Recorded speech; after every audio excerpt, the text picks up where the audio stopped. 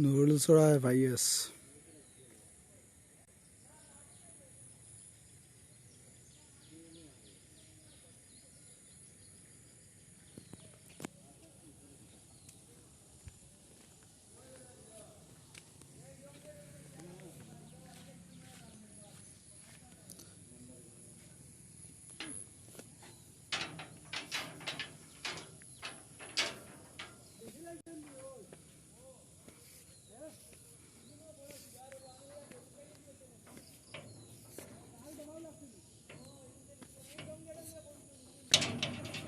সিঁড়ি খারাপ আছে,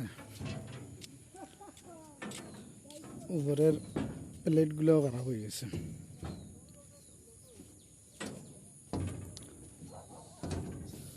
এটা পুরা গেট খারাপ, এইদিকে ওটা মোটামুটি ভালো আছে।